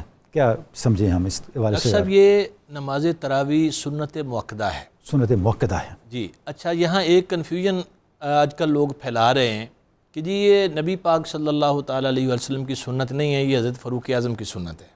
تو یہ کنفیوژن دور ہونی چاہیے. یہ نماز تراویح پڑھنا حضور کی سنت ہے. ٹھیک ہے. جماعت قائم کی جو باقاعدہ قراء کو، حفاظ کو جمع کر کے سارے لوگوں کو ان پر، یہ حضرت فاروق اعظم رضی اللہ تعالیٰ نے کیا. کیونکہ رسول کریم صلی اللہ تعالیٰ علیہ وسلم چونکہ رحمت عالم ہیں، مخلوق خدا کے لیے انتہائی شفیق ہیں، آپ نے باقاعدہ اس لیے مسجد میں پڑھنی ترک کی تھی کہ میں اگر پڑھوں گا تو یہ امت پہ فرض ہو جائے گی. اللہ اکبر. اور امت اس کی استطاعت نہیں رکھتی کہ یہ اس کو ادا کرے. یہ بھی آپ کی شفقت ہے کہ اتنا بوجھ ڈالا جو امت اٹھا سکے. سبحان اللہ. اس لیے، اور یہ حضور کی سنت، حضور نے خود ادا فرمائی، صحابہ نے حضور کے ساتھ ادا فرمائی. تو یہ سنت موقدہ ہے. یہاں یہ بات بھی پیش نظر رہے کہ بعض ان پڑھ لوگ جو دین کے ساتھ انجینئرنگ کر رہے ہیں ان کو بھی یہ سوچنا چاہیے کہ بھئی یہ نہیں کہ پڑھ لی نہ پڑھی نا. سنت موقدہ کا مسلسل ترک جو گناہ ہے، یہ اطاعت ہے، گناہ ہے. اس لیے نماز تراویح کو غیر اہم سمجھنا اور یہ کہنا جی کوئی بات نہیں، پڑھ لی ٹھیک ہے، نہ پڑھی تو بھی ٹھیک. مفتی صاحب ایک بڑی پیاری بات آپ نے ارشاد فرمائی کہ سنت موقدہ کا ترک کرنا گناہ ہے. ذرا یہ بھی ارشاد فرما دیں کہ ایک تو ترک ہے، اگر کچھ سنت موقدہ کا انکار ہی کرے تو وہ تو اس سے شدید تر ہوگا نا پھر. جی سنت کا انکار جو ہے نا جی، یہ تو کفر تک بھی لے جاتا ہے. لہٰذا ہمیں احتیاط کرنی چاہیے، بہت زیادہ احتیاط کی ضرورت ہے. اور یہ نہیں اپنی مرضی نہیں جھاڑنی چاہیے، دین کا مسئلہ ہے. اور پھر یہ کوئی اجتہادی بات بھی نہیں ہے جس میں کوئی آج کا بندہ اٹھ کے کہہ دے کہ میں اس اجتہاد کو نہیں مانتا. یہ تو ایک باقاعدہ رسول کریم صلی اللہ تعالیٰ علیہ وسلم کی سنت ہے. پھر اس کے بعد خلفائے راشدین نے، جیسے علامہ صاحب نے بھی حدیث پاک پڑھی، اور ویسے بھی جو حدیث کا علم پڑھنے والے لوگ ہیں، مبتدی بھی جانتا ہے کہ صحابی کا قول فعل تقریر بھی حجت ہوتی ہے اور وہ حدیث ہوتی ہے. ٹھیک ہے. یعنی حدیث کی اقسام میں سے ایک قسم یہ بھی ہے کہ جیسے رسول اللہ صلی اللہ تعالیٰ علیہ وسلم کا قول فعل تقریر حدیث ہے، ایسے صحابی کا قول فعل تقریر بھی حدیث ہے. اگر بالفرض یہ رسول کریم صلی اللہ تعالیٰ علیہ وسلم سے نہ بھی ثابت ہوتی تو فاروق اعظم رضی اللہ تعالیٰ عنہ کا قول فعل تقریر جو ہے یہ بھی حدیث کے زمرے میں آتی. اس سے آپ پھر بھی نہیں بھاگ سکتے. اچھا، اب رہ گیا مسئلہ کہ اس کو غیر اہم سمجھ کر لوگ چھوڑ دیتے ہیں یا کہتے ہیں جی جتنی دل کرے پڑھ لیں آپ. ابھی اس کی رکعت پہ بھی بات ہوئی تو مجھے ایک صاحب نے کہا کہ جی مفتی صاحب آپ یہ بتائیں کہ 8 تراویح ہو جاتی ہیں؟ ٹھیک ہے. میں نے کہا جی بالکل ہو جاتی ہیں، بس 12 باقی رہ جاتی ہیں. ماشاءاللہ بڑا اچھا جواب دیا. ہو جاتی ہیں لیکن 12 باقی رہتی ہیں. وہ ایک عالم سے کوسچن کیا گیا نا کہ اگر نماز ہم وضو کے بغیر پڑھیں تو کچھ فرق تو نہیں پڑتا. انہوں نے کہا بالکل فرق نہیں پڑتا، بس نماز نہیں ہوتی. نماز نہیں ہوتی. تو یہ یعنی عجیب بات ہے کہ ہم لوگ نفس پرستی میں اس قدر آگے چلے گئے ہیں. جو اتنا خوبصورت موقع اللہ نے دیا، نیکیوں کا موسم بہار اللہ پاک نے دیا، جیسے اس میں ایک ایک رکعت جو ہے وہ 70 رکعتوں کے برابر فرائض کی چلی جاتی ہے، ایک نفل فرضوں کے برابر چلا جاتا ہے. بندے خدا کے بندوں، اگر کوئی مسجد آ رہا ہے، ماحول بھی نیکی کا ہوتا ہے، ماحول بھی نیکی کا ہے، شیطان قید ہے، نفس بھی مائل ہے عبادت کی طرف. ٹھیک ہے. اب کوئی آ رہا ہے تو آپ اس کو بھگا رہے ہیں، اس کو انکریج کریں، ہاں اس کو مطلب اور ترغیب دیں. ہاں ترغیب دیں. اور اس پر میں جتنی بھی انتظامیہ مساجد میری بات سن رہے ہیں ان سے ایک درد مندانہ اپیل کر رہا ہوں، خدا کے لیے مساجد میں اچھے حفاظ اور قراء کا اہتمام کریں. سبحان اللہ. یہ فاروق اعظم رضی اللہ تعالیٰ عنہ کا طریقہ تھا کہ آپ نے حضرت ابی بن کعب جیسے بندے کو لگایا کہ آپ پڑھائیں. پھر دستور رہا بعد میں خلافتوں میں، حکومتوں میں، جو اسلامی حکومتیں تھیں، اعلیٰ قسم کے قاری، پیارا قرآن پڑھنے والے وہ لگائے جاتے تاکہ لوگوں میں ذوق و شوق بڑھے. اب یہ تو کوئی طریقہ نہیں ہے. مساجد انتظامیہ کی غفلت کی وجہ سے بعض مساجد میں بڑے دکھ کے ساتھ یہ کہہ رہا ہوں، ایسے حافظ مسلح پہ کھڑے ہیں کہ جو ان کی صرف یا علمون تعلم ان کی سمجھ آتی ہے، کوئی پتہ نہیں چلتا کیا پڑھ رہے ہیں. اچھا، ہمارے ہاں ایک عادت بد ہے کہ ہم ہر عبادت کو جلدی جلدی ختم کرنا چاہتے ہیں. آپ طواف میں دیکھیں، پوری دنیا کے مسلمان طواف کر رہے ہیں نا بڑے سکون سے، اطمینان سے. ایک پاکستانی ہوں گے جو جلدی جلدی ختم کرنے کے چکر میں کسی طرح ختم ہو جائے. پنجابی میں کہتے ہیں عبادت دی چس لینی چاہیے، صحیح کہہ رہے ہیں، لطف لے کر آپ عبادت کریں، چاہے وہ طواف ہو چاہے تراویح ہو. آپ 1 گھنٹہ 1.5 گھنٹہ لگا لیں، 2 گھنٹے لگ جائیں، ذوق و شوق کے ساتھ. ذوق و شوق تو ہونا چاہیے قرآن کے ساتھ. کوئی دل اچھا آپ کو ترجمہ سمجھ نہیں آتا، سارے عالم نہیں ہوتے یا ترجمہ سمجھنے والے نہیں ہوتے، اس کے الفاظ پر تو غور کر سکتے ہیں، الفاظ کا ذوق تو لے سکتے ہیں اللہ پاک نے قرآن میں ایسی نغمگی رکھی ہے، اگر پڑھنے والا کوئی بندہ ہو، اللہ اکبر، اس کے جو غنے، مدیں، سبحان اللہ، اس کے شدیں، یہ ایسا ایک لطف پیدا کر دیتی ہیں، کیفیت منتقل کرتے ہیں، کیفیت، یعنی قرآن سمجھ نہیں بھی آ رہا آپ کو، پر لطف آ رہا ہے، سبحان اللہ، سبحان اللہ، ذوق بن رہا ہے۔ تو یہ نماز تراویح جو ہے اس کو غیر اہم نہیں سمجھنا چاہیے، یہ اللہ رب العالمین کے قریب کرنے کا ذریعہ، جیسے بھی نماز تہجد کی ہم بات کر کے آئے، نماز تراویح بھی قرآن اور اللہ کے ساتھ جوڑنے کا ذریعہ ہے۔ سبحان اللہ، اور کمال ہے یہ سنت موقدہ ہے، یہ رسول وہ تو پاک صرف صلی نفل اللہ ہے، علیہ وسلم کی سنت، ہاں وہ جی۔ تو نفل ہے۔ اچھا اس میں پھر اب دیکھیے امت میں کسی نے اس کا انکار نہیں کیا، ٹھیک ہے، جتنے ائمہ گزرے، مجتہدین گزرے، مشائخ گزرے، کسی نے اس کا انکار نہیں کیا، لیکن چند سالوں سے ہم سن رہے ہیں ایسی بدی آوازیں ہمارے کانوں میں پڑ رہی ہیں کہ جی تراویح کی کوئی بات ہی نہیں ہے، تراویح کوئی عبادت ہی نہیں ہے سرے سے۔ اچھا آگے سے بات کیا کرتے ہیں جی، ہمیں دکھائیں حدیث میں تراویح کا لفظ کہاں ہے؟ تو میں عرض کروں، ابھی علامہ صاحب نے بھی اس کی طرف اشارہ کیا، لفظ تراویح مقصود نہیں ہے، آپ اس کو کوئی نام دے لیں۔ ٹھیک ہے، تراویح تو ایک سہولت کے لیے رکھا گیا کہ اہل عرب میں یہ رواج تھا، مکہ میں یہ ہوتا تھا کہ جب 4 رکعت پڑھی جاتی تو لوگ طواف کر لیتے بیچ میں وقفہ کر کے، ٹھیک ہے، تھوڑا سا ریلیکس بھی ہو جاتے، ایک طواف کر لیتے، اس کے بعد اگلی 4 پھر پڑھتے۔ اور اہل مدینہ نے پھر یہ شروع کیا کہ وہاں وہ 4 رکعت تراویح پڑھنے کے بعد 2 نفل پڑھ لیتے، ٹھیک ہے، یعنی اس کو اپنے لحاظ سے پڑھ لیتے، کیونکہ طویل قیام کیا ہوتا، کوئی 100 آیت، 60 آیتیں، 70 آیتیں ایک رکعت میں پڑھی ہوتی، تو وہ تھوڑا اپنے بدن کو ریلیکس بھی کر لیتے، 2 نفل پڑھ لیتے۔ تو مطلب یہ کہ یہ کہہ دینا کہ جی اب تراویح کا لفظ ہی نہیں ہے، اس 4 رکعت کے بعد جو تھوڑا سا آرام دیا جاتا تھا، اس کو جو ریلیکسیشن اگلی رکعتوں کے لیے تیار ہو جائے، ترویحہ کہتے ہیں۔ کیونکہ دن کو روزہ بھی ہے جی تو ایک مشقت کا، جی بالکل، دن میں روزہ رکھنا ہے، رات میں قرآن سننا ہے یا پڑھنا ہے، صبح پھر کام پہ جانا بڑا ہے۔ فطری سا اسلوب تھا، جی بالکل، فطری سا طریقہ، تو اس ترویح کی جمع ہے تراویح، ٹھیک ہے، اس لیے لفظ تراویح پر بحث نہیں کریں گے کہ تراویح میں حدیث میں دکھا دیں، بہت ساری ایسی چیزیں ہیں جن کا عنوان لفظ موجود نہیں ہے، ٹائٹل تو وقت کے ساتھ ڈیولپ ہوتا ہے نا، ڈیولپ ہوتے رہتے ہیں۔ جیسے علم تفسیر ہے، علم الکلام ہے، یہ بھی تو کہیں حدیث میں نہیں ہے، علم یہ الکلام کل کی باتیں ہیں، یہ جتنے جو لوگ آج اعتراضات کر رہے ہیں سارے درس نظامی پڑھ کے جو آئے تو درس نظامی کہاں سے آ گیا؟ ٹھیک ہے، یہ احادیث کی کتب جو ہیں کوئی 200 سال کے بعد، کوئی 300 سال 400 سال کے بعد مرتب ہو رہی ہیں جا کر، یہ بھی تو بعد میں ہوئی ساری، اور پھر مدارس میں دورہ حدیث کروایا آپ جاتا ہے۔ نفس عمل کو دیکھیں، جو اصل ہے کیا وہ ثابت ہے کہ یہ ہمارے آقا صلی اللہ تعالی علیہ وسلم کا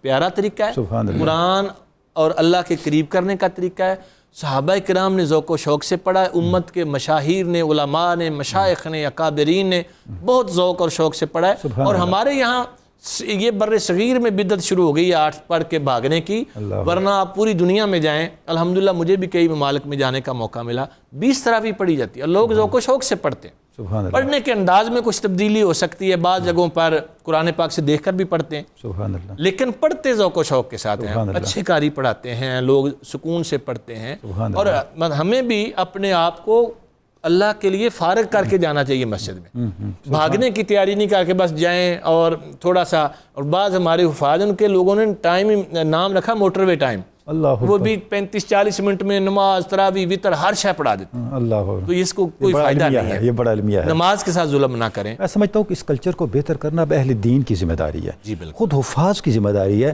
کہ وہ اپنے وقار کو، اپنے اس منصب کو جو اللہ رب العزت نے عطا کیا ہے، اس کے تقدس کو بحال رکھیں۔ اور جیسے آپ نے ارشاد فرما دیا یعلمون تعلمون اور موٹر وے سسٹم، تو ظاہر ہے اس سے سب سے پہلا نقصان تو ان کے اپنے انسٹیٹیوشن کو ہوگا، تو وہ یہ جو حفظ کا انسٹیٹیوشن ہے، اس کا ایک تقدس ہے ہماری سوسائٹی کے اندر، دین نے عطا کیا، اسے ضائع نہیں کرنا چاہیے۔ ڈاکٹر صاحب یہ بھی ہے کہ جب کسی حافظ کا ٹیسٹ لینا ہوتا ہے نا، معذرت کے ساتھ وہ بندے ٹیسٹ لے رہے ہوتے ہیں جن کو ناظرہ بھی نہیں پڑھنا آتا، استغفر اللہ، جنہوں نے ٹیسٹ لینا ہے نا ان کو رکھنے کے لیے، تراویح پڑھانے کے لیے، تراویح کے والے سے، تراویح کے والے سے ٹیسٹ وہ لے رہے ہیں، مطلب جو انتظامیہ کے لوگ ہیں، مطلب اکثریت اللہ ماشاءاللہ اچھے لوگ بھی ہوتے ہیں، پھر تو چاہے عربی کی کوئی باتیں شروع کر دے تو وہ نہیں کیا جو پتہ مرضی کیا ہو کہتا رہا رہے، ہے، یعنی اس کا ٹیسٹ لینے کے لیے بھی کوئی قاری، حافظ، عالم ہو جو سمجھے کہ یہ اچھا، کئی لوگ آواز بہت اچھی ہوتی ہے لیکن تجوید کے ساتھ نہیں پڑھ سکتے، تلفظ کی ادائیگی ٹھیک نہیں کرتے، مدیں نہیں پوری کرتے، تو عام بندہ سننے والوں کہنا کہ بہت پیارا پڑھ رہا ہے، بس ٹھیک ہے جی ان کو رکھ لو، اس کا ازالہ ہونا تو چاہیے۔ یہ بہت ضروری ہے، یہ درد دل کا میرا پیغام ہے، جہاں تک بھی پہنچے میری آواز، سب کو اس پہ غور کرنا چاہیے۔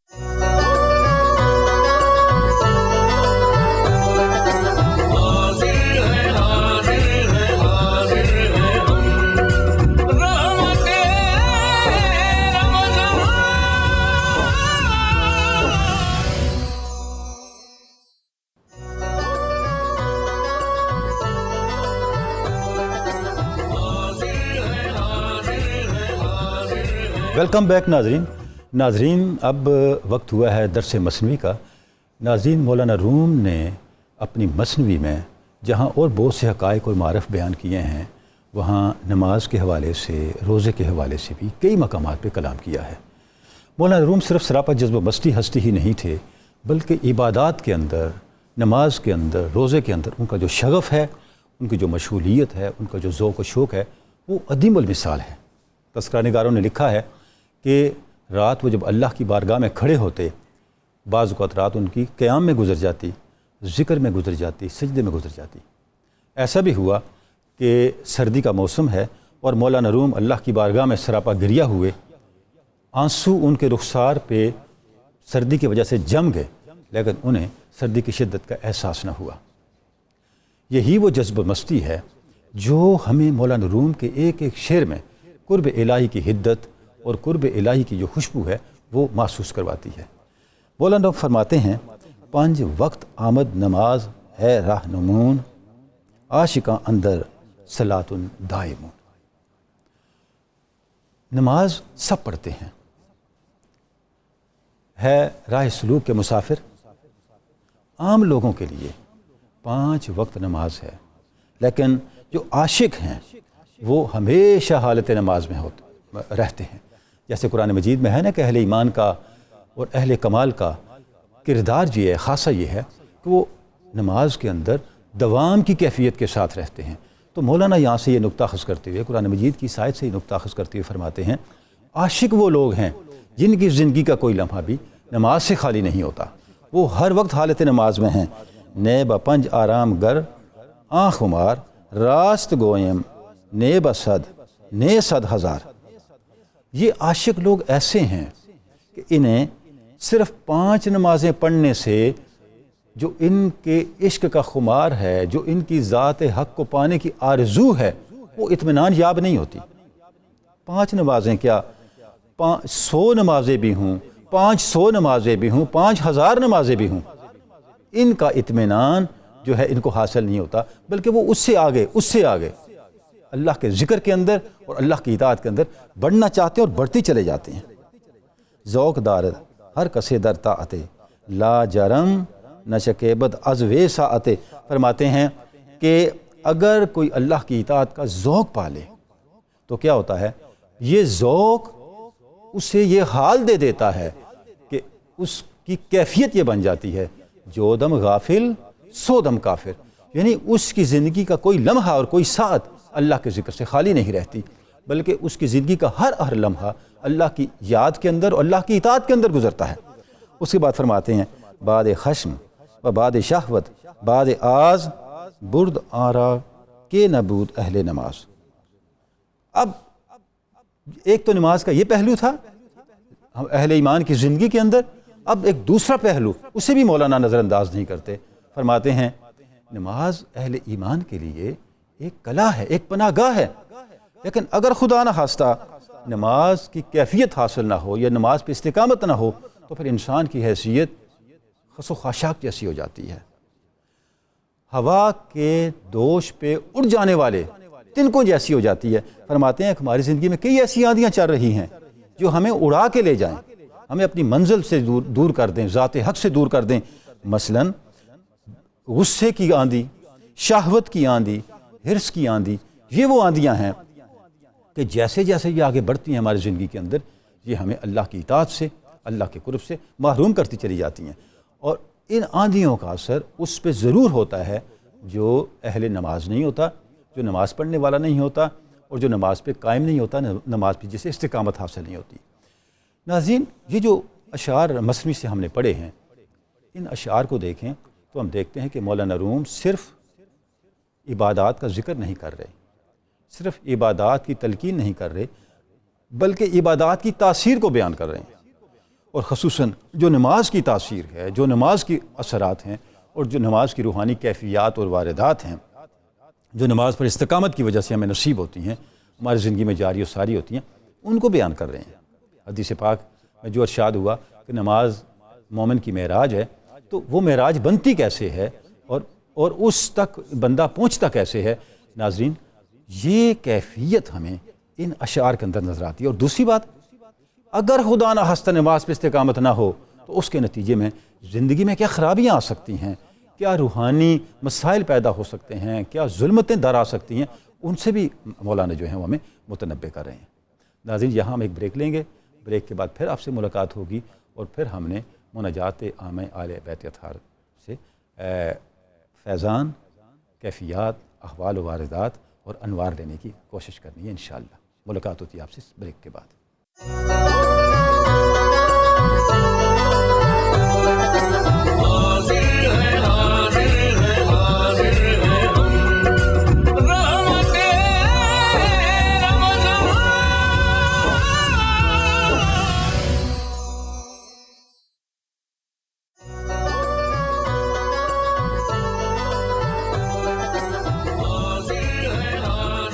ویلکم بیک ناظرین، مناجات عامہ اہل بیت اطہار پڑھتے ہیں، اور آج ہم امام زین العابدین، امام سجاد، سجدوں کی زینت، عبادت سے زینت پانے والے اور عبادتوں کا شغف رکھنے والوں کے لیے عبادتوں کی زینت امام زین العابدین کی مناجات، جس کا ہر لفظ قرب الہی کے انوار سے منور ہے، جس کا ہر جملہ اللہ رب العزت کی بارگاہ میں بڑھنے کی ایک سیڑھی ہے، ایک مرحلہ ہے، ایک واسطہ ہے، ایک پل ہے۔ جیسے جیسے ہم امام کی دعاؤں کو پڑھتے ہیں، اس کے معانی کو سمجھتے ہیں، ایسے لگتا ہے کہ ہم قرب حق کی منزل مرحلہ بر مرحلہ طے کرتے ہوئے آگے بڑھ رہے ہیں۔ امام فرماتے ہیں، اللہم اغفر لی ولوالدی، اے اللہ مجھے مغفرت عطا فرما اور میرے والدین کو معافی عطا فرما، ورحمہما کما ربیانی صغیرا، اور ان دونوں پر رحم فرما جس طرح انہوں نے مجھے اس وقت پالا، میری اس وقت پرورش کی جب میں چھوٹا تھا، وجزہما بالاحسان احسانا، اور انہیں احسان کا بدلہ احسان عطا فرما، وبالسیئات عفوا وغفرانا، اور ان سے اگر کوئی خطائیں ہوئی ہوں، کوئی غلطیاں ہوئی ہوں تو اس کی انہیں مغفرت اور معافی عطا فرما۔ اللہم اغفر للمؤمنین والمؤمنات، اے اللہ اہل ایمان کو مغفرت عطا فرما، اہل ایمان عورتوں کو مغفرت عطا فرما، الاحیاء منہم والاموات، جو ان میں سے زندہ ہیں ان کو معافی عطا فرما، جو ان میں سے چلے گئے اس دنیا سے تیری بارگاہ میں حاضر ہو گئے ان کی مغفرت فرما، وتابع بیننا وبینہم بالخیرات، اور ہے اللہ ان کے اور ہمارے درمیان جو معاملات ہیں وہ خیرات والے معاملات فرما۔ اللہم صلی علی محمد وعلی آلہ وصحبہ واختم لی بخیر، اے اللہ صلاۃ و سلام ہوں ہمارے آقا و مولا حضرت محمد صلی اللہ علیہ وآلہ وسلم پر، آپ کی آل پر، آپ کے اصحاب پر، اے اللہ میرا خاتمہ خیر پر فرما۔ وکفنی ما اہمنی من امر دنیا و آخرتی، اے اللہ مجھے جو دنیا کے معاملات میں، جو آخرت میں کے معاملات میں مشکلات، معاملات درپیش ہیں، مہمات درپیش ہیں، ان میں تو میرے لیے کافی ہو جا۔ وَلَا تُسَلِّطْ عَلَيَّ مَنْ لَا يَرْحَمُنِي، اے اللہ اس پہ مجھے مسلط نہ، مجھ پر اس کو مسلط نہ کیجیے جو مجھ پر رحم نہ کرے۔ وَجْعَلْ عَلَيَّ مِنْكَ جُنَّةً وَاقِيَةً بَاقِيَةً، اے اللہ مجھ پر ہمیشہ باقی رہنے والی پناہ عطا فرما۔ وَلَا تَسْلُبْنِي صَالِحَ مَا أَنْعَمْتَ بِهِ عَلَيَّ، اے اللہ تو نے مجھ پر جو نعمتیں کی ہیں وہ نعمتیں، ان نعمتوں کو مجھ سے ہٹانا نہ، مجھے ان نعمتوں سے محروم نہ کرنا۔ وَارْزُقْنِي مِنْ فَضْلِكَ رِزْقًا وَاسِعًا حَلَالًا طَيِّبًا، اے اللہ اپنے فضل سے مجھے رزق عطا فرما، ایسا رزق جو واسع ہو، وسعتوں والا ہو، جو حلال ہو، جو طیب ہو، حالانکہ میں گناہگار ہوں۔ خیرک الینا نازل وشرنا الیک صاعد، تیری طرف سے تو ہم پر خیر ہی خیر اتر رہی ہے۔ اے میرے مولا یہ ہماری کوتاہی ہے کہ ہماری طرف سے برائیاں تیری بارگاہ میں آ رہی ہیں۔ اللہم اشغلنا بذکرک واعذنا من سخطک، اے اللہ ہمیں اپنی یاد میں مشغول رکھ، اے اللہ ہمیں ہر طرح کی سختی سے اپنی پناہ میں رکھ۔ اللہم احرسنی بحراستک، اے اللہ اپنی پناہ میں رکھ، مجھے لے جا اور مجھے اپنی پناہ عطا فرما۔ واحفظنی بحفظک، اپنی حفاظتوں سے میری حفاظت فرما۔ وکلانی بکلاءتک، اے اللہ مجھے اپنی حمایت کی امانت عطا فرما۔ ورزقنی حج بیتک الحرام فی عامنا ھذا، اے اللہ اس سال مجھے اپنے گھر کی زیارت اور حج کی توفیق عطا فرما۔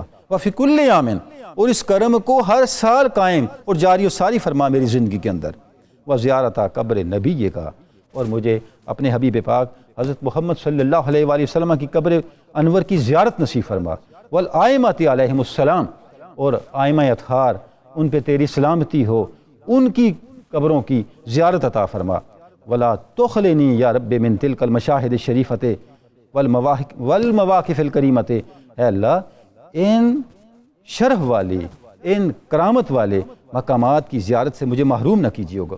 اللہم تب علیہ حتی لا آسیہ کا، اے اللہ مجھ پر اپنے کرم کی توجہ فرما حتیٰ کہ میرا وہ حال بن جائے کہ مجھ سے تیری کوئی نافرمانی سرزد نہ ہو۔ وَأَلْهِمْنِي خَيْرًا وَالْعَمَلَ بِهِ، اے اللہ مجھے خیر کے عمل کرنے کی ہدایت عطا فرما، مجھے وہ رہنمائی عطا فرما کہ میں اس راستے پہ چلوں جو خیر کا راستہ ہے، جو عمل صالح کا راستہ ہے۔ وَخَشْيَتَكَ بِاللَّيْلِ وَالنَّهَارِ، اے اللہ دن ہو یا رات میں تیری خشیت میں رہوں، تجھ سے ڈرتا رہوں، ابدا ما ابقیتنی یا رب العالمین، اے اللہ جب تک میری زندگی ہے ان احوال پر مجھے دوام عطا فرما، مجھے ابدیت عطا فرما، مجھے استقامت عطا فرما۔ ناظرین کرام، یہ جو مناجات ہے امام زین العابدین کی، اب ہم دیکھتے ہیں کہ اس مناجات میں ہر جو کلمہ آپ نے ارشاد فرمایا ہے وہ یا تو قرآن مجید سے ماخوذ ہے یا حدیث پاک سے محفوظ ہے۔ بات ہی یہاں سے شروع کی، اے اللہ میرے والدین کی مغفرت فرما، اہل ایمان کی مغفرت فرما، اہل ایمان مردوں کی مغفرت فرما، اہل ایمان عورتوں کی مغفرت فرما۔ اور دیکھیں یہ وہ دعا ہے جس کی تلقین قرآن مجید نے کی کہ والدین کے ساتھ احسان کیجئے، اور پھر والدین کو اللہ کی بارگاہ میں اس طرح دعا کر کر کے یاد رکھیے کہ والدین کے لیے اللہ کی بارگاہ سے اس طرح کرم مانگیے، اس طرح سے رحم مانگیے، اس طرح سے احسان کی دعا مانگیے۔ وہ ساری دعائیں حضرت امام زین العابدین ہم دیکھ رہے ہیں کہ اپنے والدین کے لیے کر رہے ہیں، اہل ایمان کے لیے کر رہے ہیں۔ اچھا پھر اپنی ذاتی زندگی کے اندر جن احوال کی طلب ہے، ذکر پہ دوام، ذکر پہ استقامت، اور اس کے ساتھ ساتھ خشیت کی طلب، خشیت کے حال کی طلب، یہ قرآن مجید کی تعلیم ہے۔ قرآن مجید کی کتنی ہی آیات ہیں جو ہم اس طرف متوجہ کرتی ہیں۔ اور اس کے بعد اس بات پہ ندامت کہ اللہ چاہیے تو یہ کہ ہماری طرف سے تیری بارگاہ میں ہر لمحہ نیک احوال، نیک اعمال پہنچیں، لیکن باوجود ہے کہ تیری بارگاہ سے انعامات کی بارش ہو رہی ہے، اور اس کے جواب میں ہماری طرف سے تیری بارگاہ میں کیا آ رہا ہے؟ نافرمانیاں آ رہی ہیں، خطائیں آ رہی ہیں، غلطیاں آ رہی ہیں، کوتاہیاں آ رہی ہیں۔ یہ کیا ہے؟ یہ وہ میکانزم ہے، یہ وہ تعلق کی ترتیب ہے جو ہونی کیا چاہیے قرآن مجید نے بیان کی ہے، اور ہمارے اعمال نے اس کو پراگندہ کتنا کر دیا ہے۔ اس کی صورت کیا ہے؟